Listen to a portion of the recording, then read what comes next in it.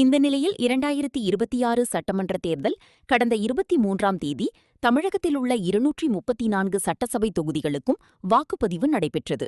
அதன்படி நாகப்பட்டினம் மாவட்டத்தில் உள்ள நாகப்பட்டினம், கீழ்வேலூர், வேதாரண்யம் ஆகிய 3 சட்டசபை தொகுதிகளில் வாக்குப்பதிவு நடைபெற்றது. இவ்வாறு 3 சட்டசபை தொகுதிகளில் 87% பதிவானது.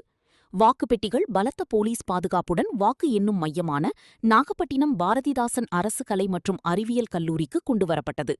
கடந்த 23ஆம் தேதி முதல் வாக்கு எண்ணும் மையத்தில் துணை ராணுவம் உதவியுடன் 3 அடுக்கு போலீஸ் பாதுகாப்பு போடப்பட்டிருந்தது.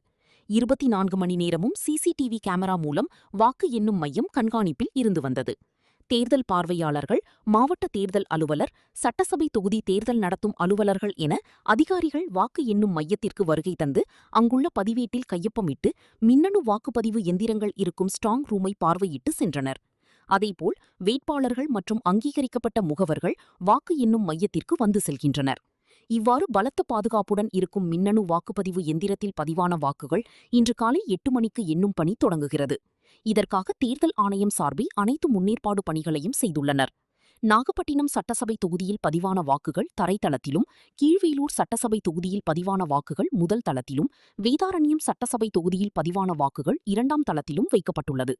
நாகப்பட்டினம் சட்டசபை தொகுதியில் பதிவான வாக்குகளை எண்ணுவதற்கு 14 மேஜைகள் போடப்பட்டுள்ளது. இதில் பதிவான வாக்குகள் 18 சுற்றுகளாக எண்ணப்பட உள்ளது. கீழ்வேலூர் சட்டசபை தொகுதிக்கு 16 மேஜைகள் போடப்பட்டுள்ளது. இங்கு பதிவான வாக்குகள் 14 சுற்றுகளாக எண்ணப்படவிருது. வேதாரண்யம் சட்டசபை தொகுதியில் பதிவான வாக்குகளை எண்ண 14 மேஜைகள் போடப்பட்டுள்ளது. எனவே இந்த தொகுதியில் பதிவான வாக்குகள் 18 சுற்றுகளாக எண்ணப்பட உள்ளது. எனவே 3 சட்டசபை தொகுதியில் பதிவான வாக்குகள் 50 சுற்றுகளாக எண்ணப்பட உள்ளது. இதற்கான அனைத்து முன்னேற்பாடு பணிகளையும் மாவட்ட தேர்தல் ஆணையம் செய்து வருகிறது.